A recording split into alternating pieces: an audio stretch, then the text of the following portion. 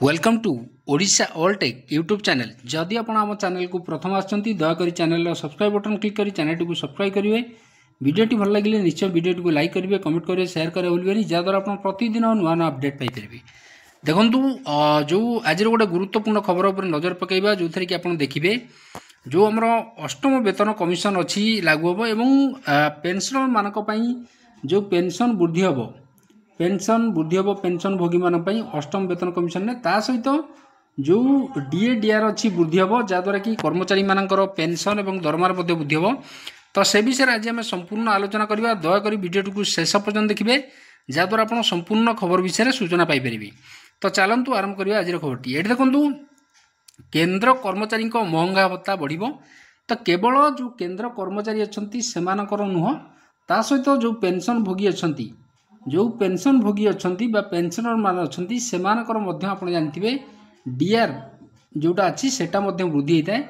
तो से विषय आम संपूर्ण आलोचना करवा। देखो ये सप्तम वेतन कमिशन को जो कार्यकाल अच्छी सप्तम वेतन कमिशन को कार्यकाल शेष होगा जाऊा बेले जो केंद्र कर्मचारी मानू जो महंगा भत्ता आयोग को अधीन शेष थर पर बढ़ा जाऊँगी डीए डीआर जोटा कि आप जानते चलित मासरे कर्मचारी महंगा भत्ता और जो ये देखो क्लीयरली लिखाई जो पेंशन भोगी अच्छा पेंशनर जो मैंने अच्छा पेंशन भोगी को महंगा रिलीफ बढ़िया संभावना रही जहाँद्वारा कि पेंशन में वृद्धि निश्चिंत हम। ता सहित देखो साधारणतः अक्टोबर मसरे जो आम रही साधारणतः अक्टोबर मसरे पूजा पूर्वर यही घोषणा कराई था। आप जानते पूजा जो गिफ्ट दिखती सरकार तो ताहाकू पिछला भावे जुलाई लागू कराई था। ता सहित जोटा कि आपणकर एरियर बा बकेया आपन को दिया था। सप्तम वेतन आयोग को आप जानते कार्यकाल 2016 जनवरी आरंभ होता जोटा कि जहाँ चलित वर्ष डिसेम्बर रे शेष हम जोटा कि 10 वर्ष थे आप जानते पे कमिशन लागू हुए डिसेम्बर रे चलित वर्ष शेष हम। तो से 2026 जनवरी अष्टम वेतन आयोग को कार्यकाल आरंभ हम जो थे कि आपण को केवल कर्मचारी दरमा नुह जो पेनसनर मान अच्छा पेनसनर मानकर पेंशन में वृद्धि घटव। सेम देखा चलित वर्ष मार्च रे केंद्र सरकार महंगा भत्ता 2% वृद्धि करी ताको आप जानते 53% रु बढ़ाई 55 करते से ही निष्पत्ति को पिछला भाव 2025 जनवरी रु आप जानते लागू करते। तो यह महंगा भत्तार जोटा कि एथर जो महंगा भत्तार 2 ରୁ 3% वृद्धि पाइबार संभावना रोची आशा कराऊँगी।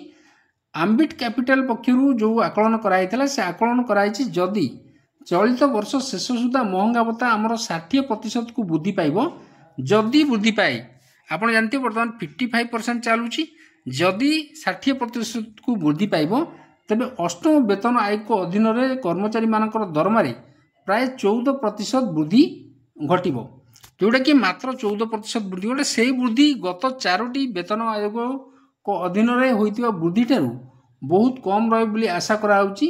तेणुक कर्मचारी मैंने सन्देह अच्छा जे फिटमेंट फैक्टर जो केते बढ़ जहाँद्वारा कि कर्मचारी एवं जो मैंने पेंशनर अच्छा पेंशन भोगी को पेंशन दे केते वृद्धि हम।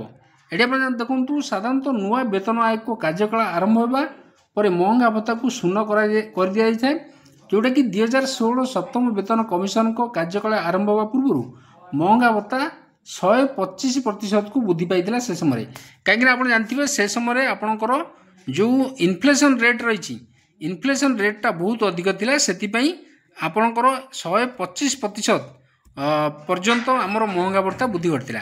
तो आज ये गुरुत्वपूर्ण खबरटी जदि खबरटी आपको भल लगे दयाकर निश्चय आम चैनल को सब्सक्राइब करेंगे। वीडियो को पसंद करुँच वीडियो को लाइक करेंगे, कमेंट करेंगे, शेयर करेंगे भूलिए जहाँद्वारा आप प्रतिदिन एमती नुआ नुआ अपडेट पाइपर। धन्यवाद।